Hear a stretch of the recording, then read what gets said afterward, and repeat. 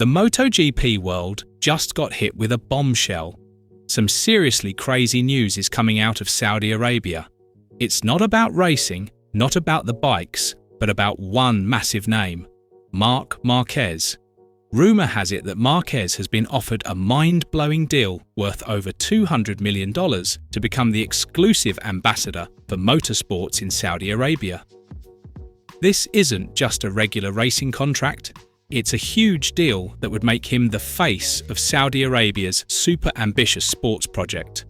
The project is backed by the Saudi Sovereign Wealth Fund, the same group that has been shaking up the world of golf with the LEV Tour and making huge investments in soccer.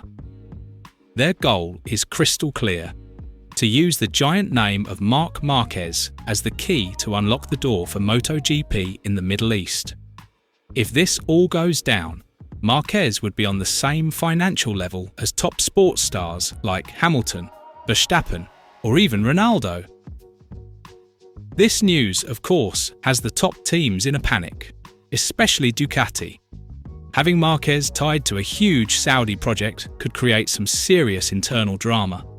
This isn't just about racing, it's about sponsor loyalty. How can Ducati manage two big stars, Pecco Bagnaia and Marquez, who have different agendas? Some folks at Ducati might see it as a golden opportunity to get their old star back, but others, like KTM, will see it as a direct challenge. Whoever manages to sign Marquez will get unlimited financial backing from Saudi Arabia. European sponsors like Red Bull and Lenovo are watching this nervously. They're worried that Marquez's image will become too political if he accepts this kind of deal. But for Saudi Arabia, this is exactly the strategy, using the magnetism of Marc Marquez to sports-wash their international image. This story has instantly divided fans. On social media, a lot of people are complaining that money is buying great talent.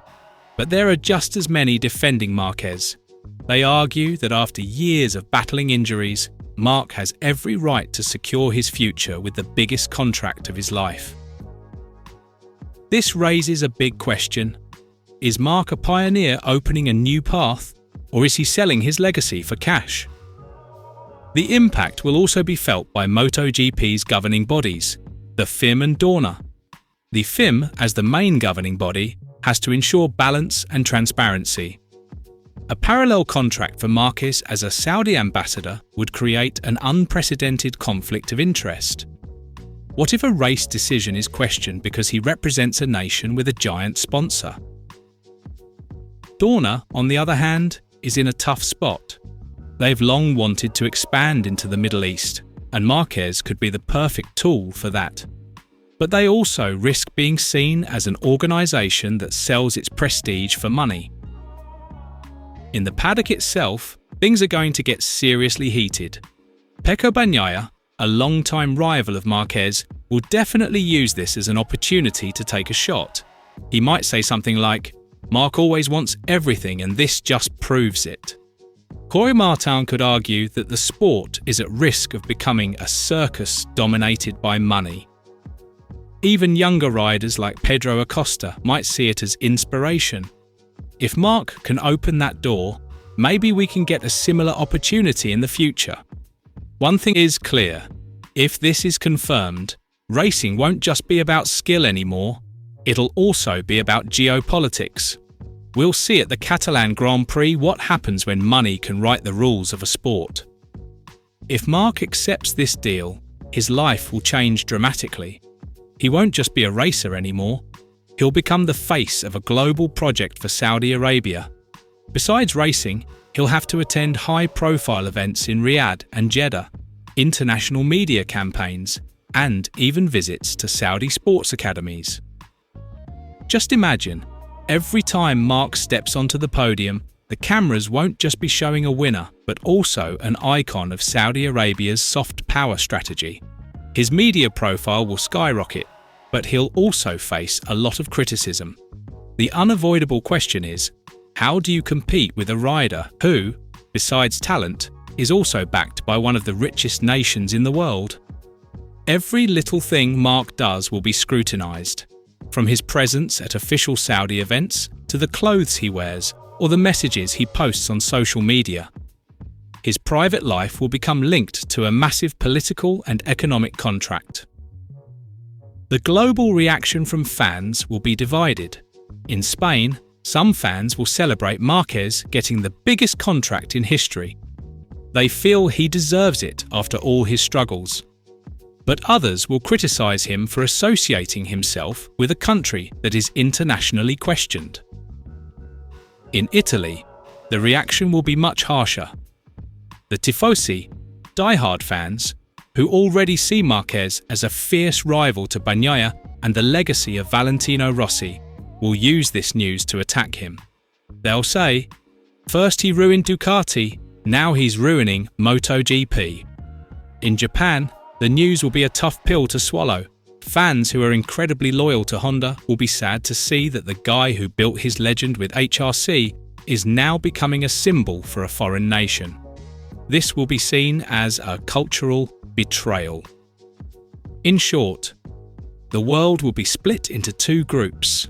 Those who see Marc as a pioneer who has taken MotoGP to a new global dimension, and those who see him as a traitor to the sport's values who allowed himself to be bought by Saudi power. If this news is true, the Ducati garage will be a real minefield. Pecco Bagnaia will feel like a second-class citizen. He, the reigning world champion, will be in the shadow of a rider who is also a global ambassador with a $200 million contract. The tension will be visible in every little thing: colder technical meetings, shady comments behind the wall, and double-meaning statements to the media. Pecco might say something like, "Some of us are here to race, others are here to do business," distancing himself from Marquez and creating a bad atmosphere. Meanwhile, the Italian press won't miss a chance either. Headlines will be brutal. Ducati is no longer Italian, it's Saudi. Bagnaia humiliated by Marquez's millions. The tifosi will criticize the Borgo Panigale brand, accusing it of selling its identity for money. This potential Saudi contract for Marc Marquez isn't a simple business move. It's an earthquake that will shake the very foundations of MotoGP.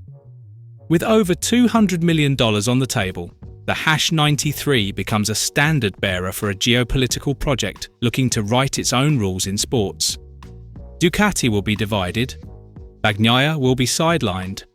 FIM and Dorna will have to face some awkward truths, and fans will be torn between admiration and strong criticism.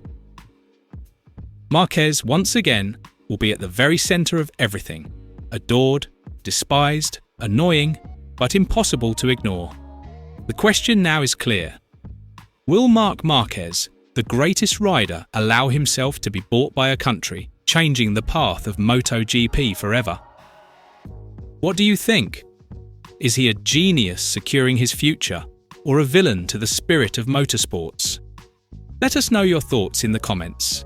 Give us a like if you want more bombshell news, and subscribe and hit that bell, because what's coming in MotoGP promises to be even crazier.